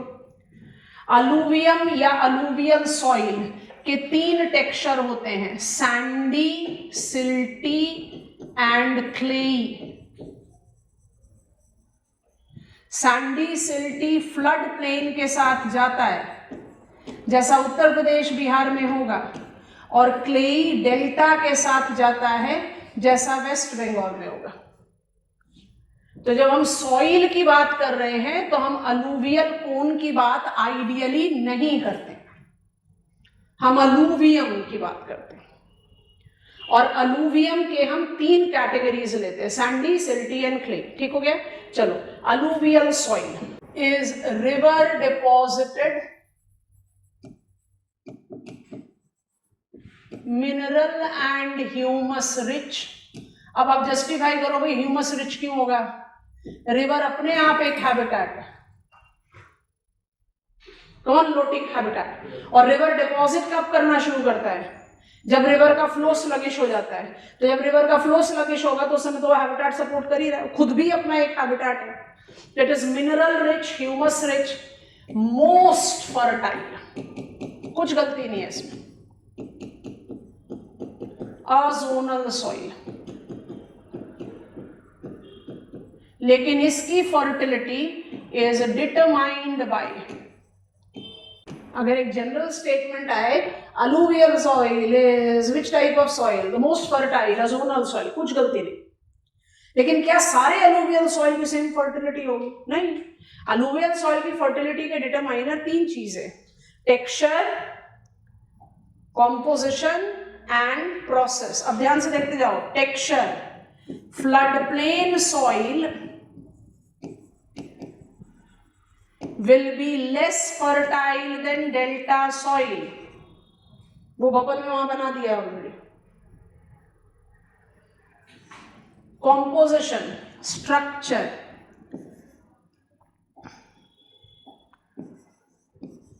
black alluvial soil will be more fertile than red alluvial soil. Black alluvial किसके से डेवलप होगा? बसाल्टिक। कौन दो रिवर को पकड़ते हैं? River Nile and river Amazon, largest and longest river. Longest river पहले बोला, Nile and Amazon. Nile drain करती है इथियोपियन हाईलैंड से, तो रिवर नाइल का सॉइल कैसा है? Black alluvial. अमेजन फ्लो कर रही है शील्ड से। कौन? Brazilian highland and Guiana highland को डाइसेक्ट किया है, तो ये कौन सा सॉइल है? Red alluvial.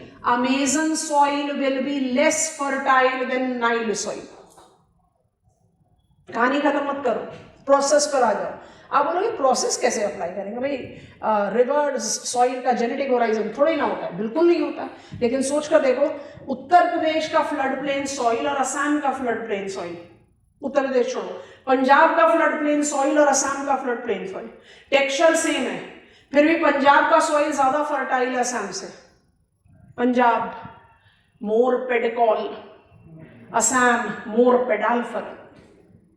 अब असम और पंजाब तो वर्ल्ड में नहीं लिख सकते, तो प्रोसेस की जब आप बात करते हो तो आप क्या कहोगे? Whether we are taking up, हम मोर एंड लेस कर रहे हैं, whether we are taking up pedocal alluvial or pedalfer alluvial. आप जैसे ये टर्म लिखते हो आपको प्रोसेस पता है, जिसके बेसिस पर आप एनलार्ज कर सकते हो। वही दोनों रिवर को पकड़ो, जल्दी जल्दी से बताओ। River Amazon and river Nile. Amazon कौन से क्लाइमेट में है? इक्वेटोरियल। वो कौन सा अलूवियल सॉइल होगा? मोर लेटरिटिक।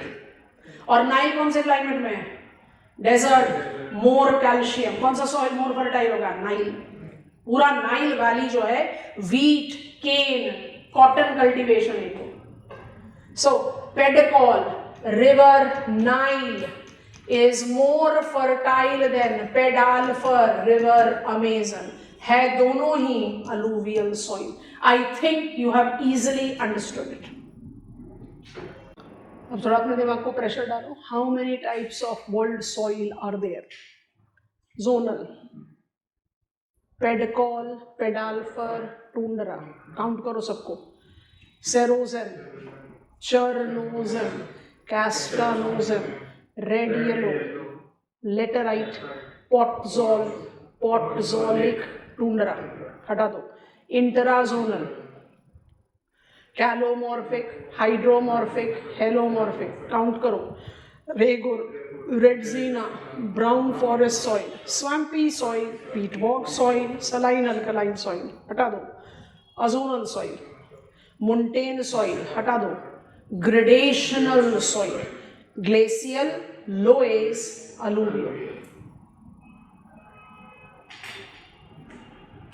कैरेक्टरिस्टिक्स को रिपीट करना है, बट ऐसे नहीं करेंगे, आगे बढ़ेंगे। पहले बताओ यहां तक सब क्लियर है? सॉइल को खत्म ही करते हैं आज, क्यों डिले करना है। चलो अब यहां पर पकड़ो।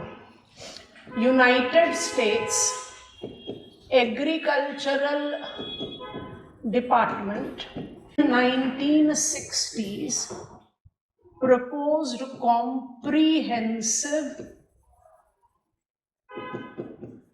soil classification scheme. Soil classification scheme till date is the most comprehensive soil classification scheme. This classification scheme incorporated categorization of soil types as order soil, suborder soil,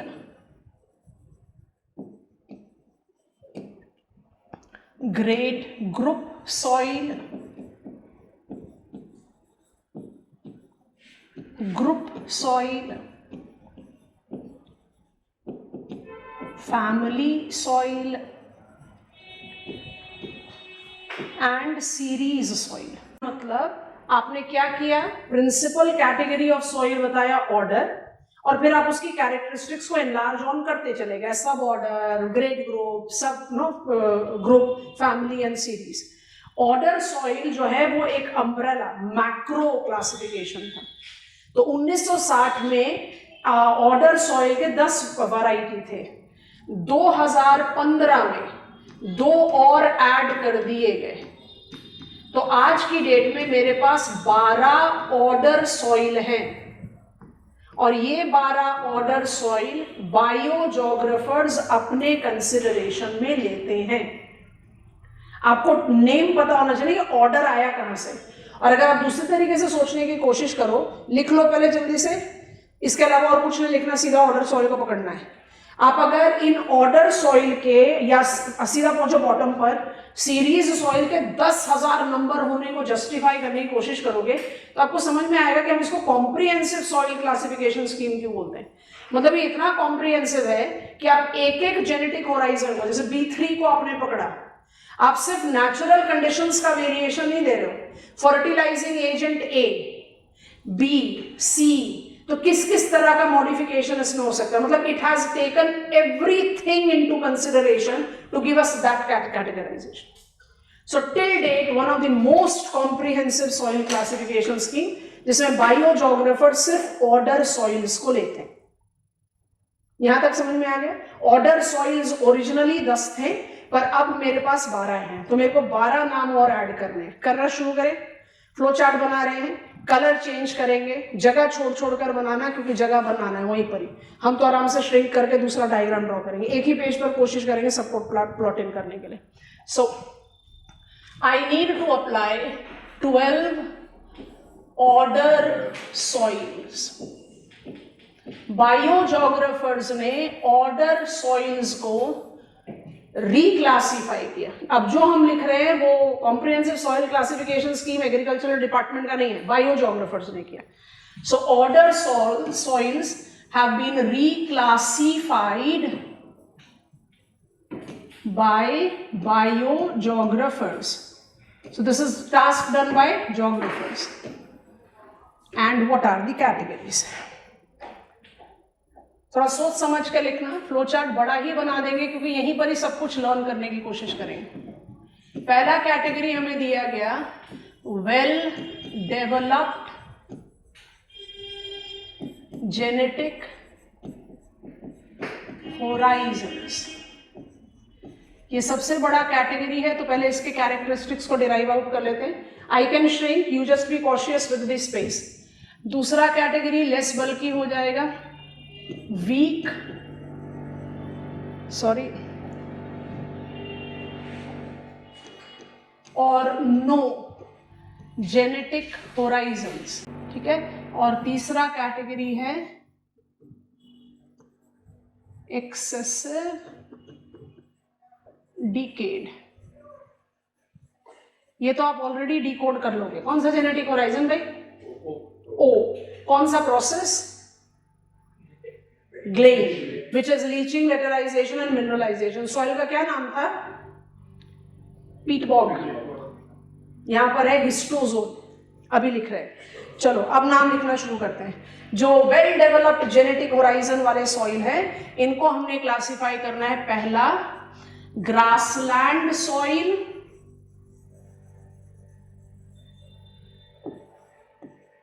हम जानबूझकर ऐसे लिख रहे हैं क्योंकि हमें पुराने क्लासिफिकेशन के नाम यहां पर ऐड करने हैं, इसलिए जगह छोड़ते जा रहे हैं। आपकी मदद से करेंगे। आप इसी तरह से जगह छोड़ छोड़ कर अपना फ्लो चार्ट बनाते जाओ, समय बचाना है तो फिर हम उसके बाद जब डिस्कस करेंगे तो आप इसको लिखना। फिर है फॉरेस्ट सॉइल, और फिर है अदर्स।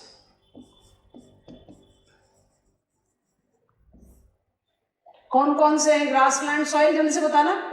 जो हमने अभी पहले क्लासिफिकेशन पढ़ा उसमें ग्रासलैंड सॉइल कितने थे हमारे पास? 3, चरनोजम, कैस्टानोजम एंड रेड येलो। यहां पर मेरे पास 2 हैं। ग्रासलैंड सॉइल R2, एक का नाम है मोलीजोल और एक का नाम है अल्टीजोल। पिछले क्लासिफिकेशन स्कीम में कितने फॉरेस्ट सॉइल थे? 3, लेटेराइट, पोटजोल, पोटजोलिक, यहां पर भी 3 है, ऑक्सीजोल, स्पोडोजोल। अभी जितना भी मुश्किल लग रहा है बच्चों, 5 मिनट के अंदर इससे आसान तरीके से आप ये 12 नाम याद कर ही नहीं सकते हो, टेक माई वर्ड। एंड एल्फीजोल, और अदर्स को आपसे बिना पूछे लिख देते हैं। एक है एरिडीजोल, मेरे ख्याल से जो अपने लिए बोल रहा है वो कौन सा सॉइल है, और एक है वर्टिजोल। और नो जेनेटिक होराइजन की जब हम बात करते हैं तो हम एसोसिएट करते हैं इसको सर्टेन टाइप्स ऑफ सॉइल। अब वो कौन कौन से हैं आप नोटिस करो, 7 सॉइल ऑलरेडी आ गए हमारे रेडार पर, ठीक है, तो हम आगे बढ़ रहे हैं। तो I have got entisol, इनसेप्टिजोल,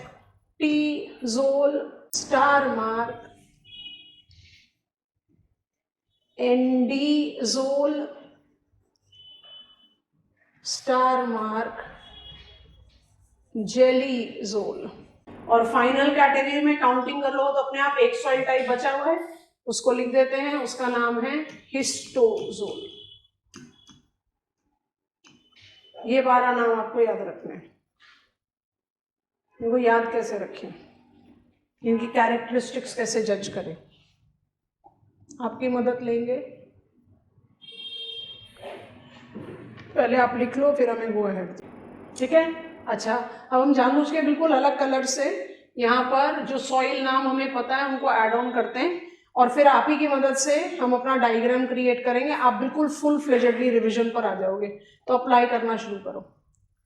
temperate grassland soil which is associated with semi-arid, subhumid climatic conditions, relates to very well developed ecological setup with regular supply of organic matter, regular decomposition, with the genetic horizon A1 evolved, and calcium rich, fine texture, mineral rich, fertile soil. It is designated to be most fertile soil of the world. I am talking about Molly zone. हम मोली zone को कह रहे हैं temperate grassland soil. इसका मतलब हम मोली zone में क्या कर रहे हैं, चरनोजम और कैस्टानोजम को इकट्ठा कर दे रहे हैं। तो mollisol will be is equal to, यहीं पर ही लिखेंगे, mollisol is equal to chernozem, इससे आपको कैरेक्टरिस्टिक्स लिखने में आसानी होगी, एंड कैस्टानोजम। चलो, ग्रासलैंड सॉइल में मोलीजोल को डिकोड कर दिया, तो अल्टीजोल कौन सा सॉइल होगा, रेड येलो। कैरेक्टरिस्टिक्स बताओ। I am grassland soil, I am in humid subhumid climate, I don't associate my self with calcium, rather the recognisable leaching and laterisation, I am fertile but because lacking in calcium I prove to be less fertile than the other grassland soil. What is my name? I am Altizol.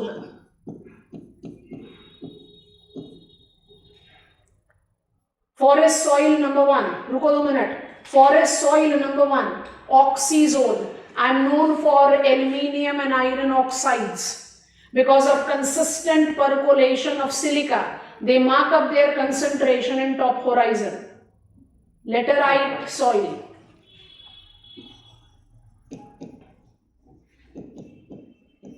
I am highest, I am talking about spodozole. I am highest latitudinal forest soil. I am known for least supply of organic matter, least effective decomposers, no water logging, the silica rich top horizon. Potzol, tundra soil का नाम नहीं है। स्पोडोजोल is, इसको थोड़ा सा readjust करते हैं, हटा देते हैं, यहां से दोबारा लिख देंगे। Spodosol is which type of soil, it is podzol soil. So अपने आप बता दो एल्फीजोल क्या होगा, deciduous forest soil, very well distributed, most fertile soil, however fertility is not constant, so this is potzolic। अच्छा, अदर्स में लिखा है एरिडीजोल, इट इज डेजर्ट सॉइल। हम डेजर्ट सॉइल क्यों लिख रहे हैं, हम क्यों सेरोजेन नहीं लिख रहे? क्योंकि aridisol can include saline alkaline soil also. यहां कोई फर्टाइल इनफर्टाइल का कैटेगराइजेशन तो चल नहीं रहा। आपके हिसाब से वर्टिजोल क्या होना चाहिए ना? वेल डेवलप्ड जेनेटिक होराइजन की कैटेगरी पिकअप कर रहे हो? Come on. रेगुर, रेडजीना, पहले यहां तक लिखो। हमने थोड़ा सा फेस को रीएडजस्ट कर दिया तो हमें नाम दोबारा से लिखने पड़ेंगे। चलो अब इधर आते हैं। वीक और नो जेनेटिक होराइजन। अब नो जेनेटिक होराइजन कौन सा सॉइल होता है जिसमें नो जेनेटिक होराइजन होता है? कौन सा सॉइल होगा जिसमें नो जेनेटिक होराइजन होगा? ग्रेडेशनल सॉइल। नो जेनेटिक होराइजन कौन सा सॉइल होगा? ग्रेडेशनल सॉइल। ग्रेडेशनल सॉइल का बेस्ट रिप्रेजेंटेटिव कौन सा है? अलूवियल। बट एंटीजोल को आप ग्रेडेशनल सॉइल ही लिखो। विच soil is called the soil that is young because it has got all genetic horizons such swiftly developed कि डेप्थ बड़ा लिमिटेड होता है, कोर्सर टेक्सचर होता है, इसलिए फर्टिलिटी रिस्ट्रिक्ट हो जाती है। Brown forest soil, weak developed genetic horizon. Inceptisol is brown forest soil. इसके बाद जो दो नाम आपको लिख कर दिए थे, दोनों स्टार मार्क के साथ लिख कर दिए थे। क्यों लिख कर दिए थे स्टार मार्क के साथ? 2015 में कॉम्प्रिहेंसिव सॉइल क्लासिफिकेशन स्कीम ने 10 ऑर्डर सॉइल में 2 नए सॉइल ऐड किए थे। ये वो सॉइल है। तो एक है एंडीजोल और एक है जेलीजोल। जेलीजोल को जरा जेली फ्लक्शन के साथ रिलेट आउट कर लो। Gelisol is the soil that belongs or that relates to tundra soil, और एंडीजोल वो सॉइल है जो वोल्केनिज्म के बाद, वोल्केनिक ऐश और डस्ट, प्रेसिपिटेशन के बाद वोल्केनिक माउंटेन के फुट पर सेटल डाउन हो जाते हैं। Andisol is volcanic soil. And what is histosol? It is peat bog soil. हमने सारे पुराने नाम ऐड कर दिए।